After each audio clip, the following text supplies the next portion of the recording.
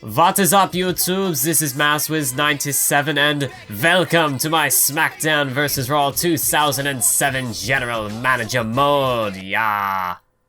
And now you have permission to leave this video for that horrible German accent. Anyways, what is up, guys? It's MassWiz97 and welcome back to General Manager mode. And as you can see, Chavo Guerrero is on a 7-match winning streak. He's undefeated. I did not realize this, but yeah, Chavo is undefeated, 7-0 at the moment, and he wants a contract renegotiation, so we're going to give him an extra 5 weeks. I think he's earned it. On the other hand, Super Crazy, 0-8. He has yet to win a match, unfortunately for him, and SmackDown has not decided to scoop him up yet, so you know, we're going to see how things play out this week. I've already set up the match card for this week because I was having a little bit of trouble figuring out what I wanted to do exactly, but if we take a look at the card, this is not a handicap match. What? No handicap match on the show? Are you serious? Yeah, no handicap match on the show. We're actually going to give him a fair tag team chance. He's pairing up with Rey Mysterio because Rey Mysterio is outnumbered right now. JBL and the new Intercontinental Champion, Mr. Kennedy, are joining up. And since Super Crazy, he's used to being outnumbered, he decided to back up Rey Mysterio here. And we've got Trish Stratus there as well because Trish just didn't have another place on the card because her rivalry with Lita recently concluded, so I decided to throw her in there. We've got a mixed tag team matchup, John Cena and Mickie James taking on The Undertaker and Tori Wilson. I think it's a little too soon to let John Cena and The Undertaker face off one-on-one. Their rivalry has officially begun. Undertaker, of course, the heel, John Cena the face, although most of you would probably rather it be the other way around. It just happened to work out with the way that their previous matchups unfolded. I'll have to figure out what to throw into that promo slot. We're going to have Chavo Guerrero taking on Edge. Chavo's winning streak is going to be put to the test. Of course, the tag team title shot, Los Guerreros have earned. That's going to be taking place next week. They're going to take on Rated RKO. We've got this matchup. Lita just kind of being thrown into the mix because, you know, Melina was showing sympathy to Matt Hardy. And, you know, Nitro and Hardy, they tried working together as a tag team last week against Taker and Cena. It didn't work out. So this week, what's going to happen is Johnny Nitro, you know, Melina's got a match with the women's champion Lita, a non-title match. Johnny Nitro is no longer in Melina's corner. So we're going to see how that development plays out. We've got Eddie Guerrero taking on Randy Orton, just sort of a filler matchup there because they weren't really doing anything else. Plus the tag title match is coming up, so might as well. And then in the main event, hardcore matchup, Mick Foley last week took on Randy Orton, who had Triple H in his corner. This week, the general manager has reversed the roles because Triple H, he's not going to get his way like he did on SmackDown. It's just not going to be a cakewalk. No, he's going to have to fight. He's going to have to earn that World Heavyweight Championship to keep it around. His waist, over his shoulder, whatever the case may be. So this week, he gets a rematch with Shawn Michaels, and Mick Foley, of course, in the corner of Shawn Michaels. Originally, I was working on a tag team matchup that also included Randy Orton. I had a couple of different planned match ideas for this show, and it just really didn't. It wasn't working out. I couldn't really get it to work the way I wanted it. So for this last promo spot, I'm gonna throw in an interview. And I guess, let's interview Johnny Nitro. How does Nitro feel about this whole situation with Melina, you know, sort of turning her back on him for the time being? You know, this whole cheating girlfriend rivalry that's going on. We'll see what Johnny Nitro has to say about that. But let's go ahead and confirm the match card. What are we going to play this week? I think we're going to play Chavo Guerrero versus Edge because I want to know. I want to know if Chavo Guerrero can defeat the Rated R Superstar. We're gonna find out right now. It is Chavo Guerrero, the undefeated Chavo Guerrero. And I gotta say, his popularity definitely has gone up since we brought him in. When we first started the series, I want to say that he was either a 61 or a 56. I think 56 is too low. He might have been a 61. But his popularity has definitely gone up in the time that we've had him on the show. I feel like he, at one point, would have been maybe below Johnny Nitro, like around that sort of area. But now he's really sort of taken a step ahead of Matt Hardy and Johnny Nitro. So he's no longer sort of at the bottom of the ladder. You know, Chavo Guerrero, he is making a name for himself here on Raw. And, well, hey, that's why he and his uncle Eddie have got a shot at the Tag Team Championships lined up for them next week on Monday Night Raw. But this will definitely be the most difficult match that Chavo Guerrero has had. The most difficult opponent that he has had to face yet in this GM mode.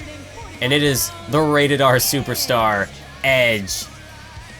I just chuckled a little bit because I thought of the thumbnail for this video, that it's going to be, you know, something regarding the title, regarding Chavo's undefeated streak, and then just a picture of Chavo. Chavo definitely not the guy that you would think at this point in the series would be, you know, the guy with the best winning percentage, but the fact remains that he does have it. And Chavo, he's going to have to fight like hell in order to keep it. He's going to have to scrap and claw his way out of this matchup with Edge tonight in order to remain undefeated. Let us get this matchup underway. Chavo, Edge, staring each other down in the center of the ring. Just look at that. Look at the size difference between these two men. Of course, in real life, Chavo Guerrero and Chavo Guerrero and Edge were at one point, they were they were sort of in the same faction, the same group. And I gotta say, like, that whole time period with Vicky Guerrero as the SmackDown general manager, Edge is the world champion, that was about the time when I, you know, got into wrestling. I mean, this was more, when I first started watching wrestling, it was in 2007.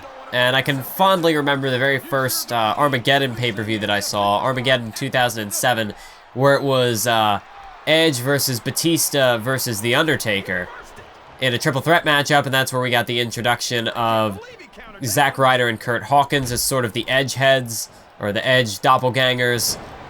I really, you know, that whole part, that was a long-term storyline done right. Because for the most part, Edge versus Batista, or Edge versus The Undertaker, or The Undertaker versus Batista, those three guys were at the top of the SmackDown food chain for like 2 or 3 years, I want to say.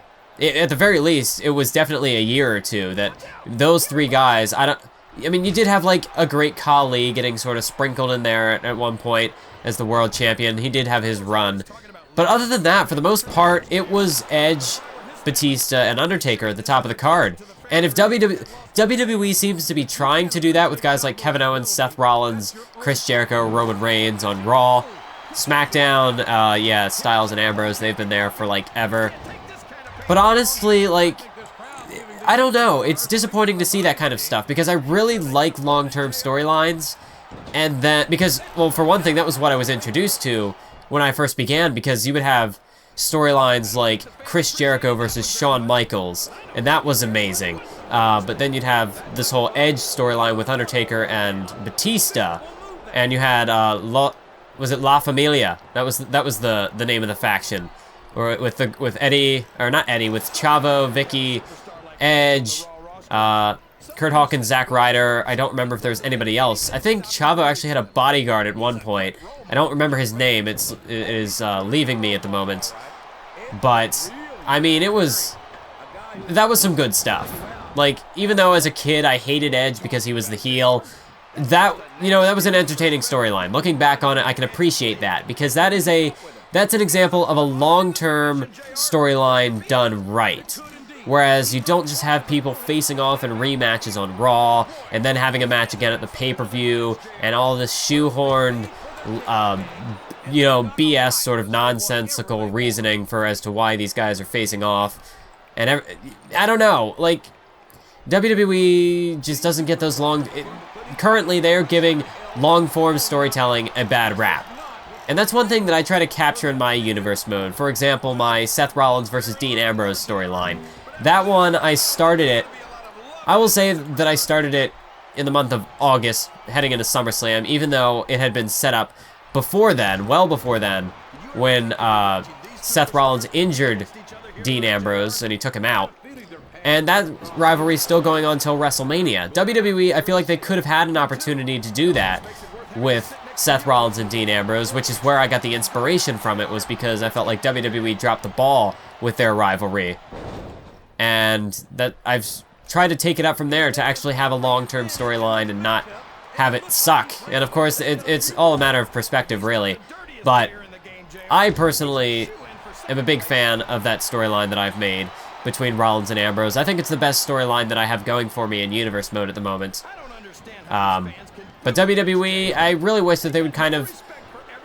If they're not going to do long-form storytelling right, then don't do it. Just focus on your short-term booking and keep it that way. Don't pointlessly drag out these storylines. Like the whole thing with Seth Rollins and Triple H. What's going on there? I don't watch the WWE, quite frankly, but it's nigh impossible for me not to hear about it because I make videos, I follow wrestling YouTubers. It's nigh impossible for me to not hear about what's going on in the WWE. So if you're like, well, you don't have a valid opinion, how do you know what's going on if you don't watch it? Well, that's because it's basically impossible to avoid it at this stage. I had better not lose here because I want Chavo to win, but right now, Chavo's kind of getting his ass kicked by the Rated R Superstar Edge. No DDT from Edge! Chavo Guerrero laid out. And I've gotten BS'd with pinfall attempts before, so if I get pinned here, I feel like it might be over. Oh no. Edge with the Educator. The Educator is applied. Oh no, no, no! Do not tap, Chavo. Do not tap out! But I feel like if he goes for a pin, that might be it, because this game is dumb like that. Don't pin me, don't pin me, don't pin me. Let me get up. Oh my god, he could go for a spear. He could go for a spear if he... Oh, thank god. Chavo, escape, escape, escape. No, no, no, no, no, no, no! Execution! Damn it! That's gonna do it. That's gonna be it. Unless I could somehow use this finisher to kick out. No! No! You think you know me? I wanted that winning streak to stay alive, damn it. No, this wasn't supposed to happen like this. Not this way. Edge, you jerk.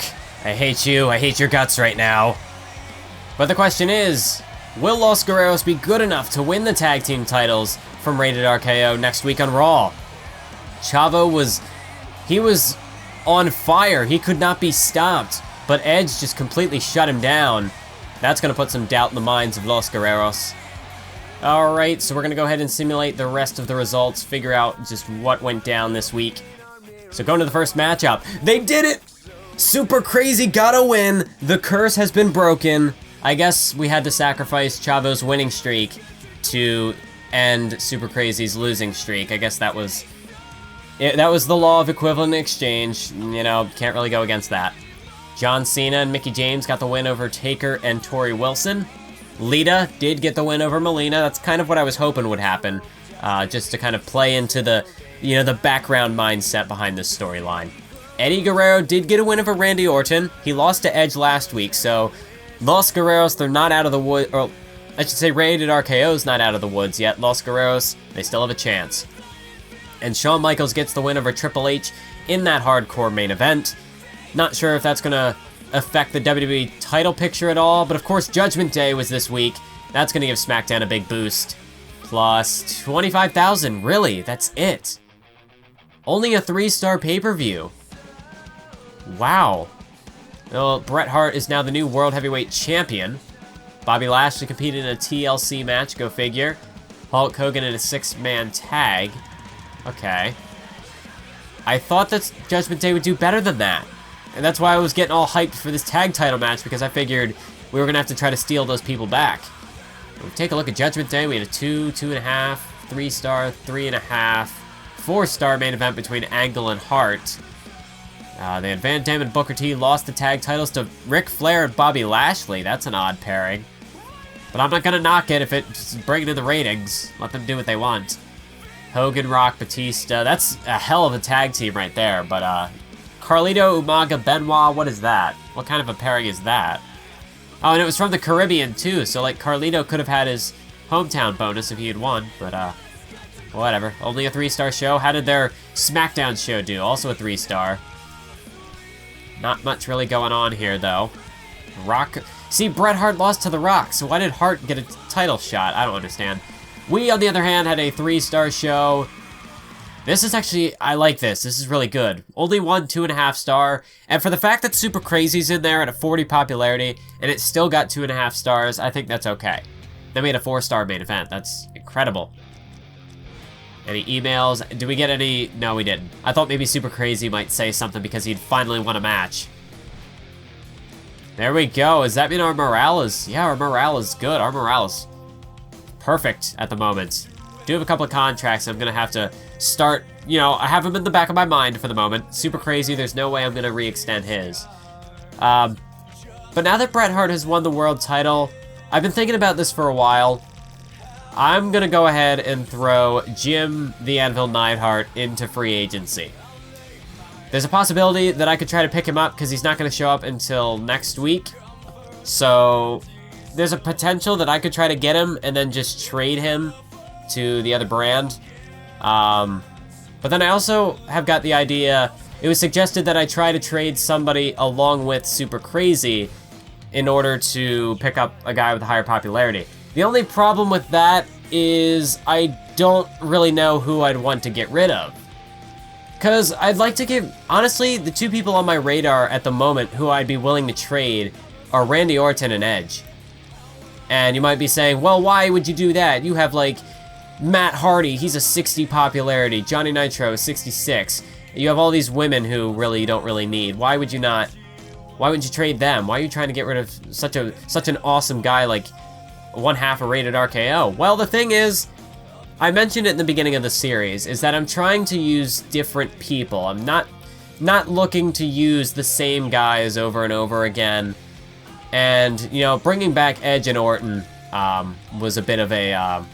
I didn't really want to do that, but, you know, for the sake of popularity, it was just good to pick them up because they're always... You know, I like Edge, I like Orton, I really don't have a problem with them. But if they were... Let me phrase it this way. If they were to lose the tag team titles next week... That's the thing, they are the champs though, so I don't really want to just get rid of them so quickly. Maybe it's a little too early in the series to start making trades. But they're really the only two guys that I'm looking at trading at the moment, because Kennedy wasn't available last year, so I'd like to use him for at least a little while longer. JBL, I didn't use him at all last year, so between him, Taker, and Cena, they were the guys I didn't use at all, as well as Shawn Michaels.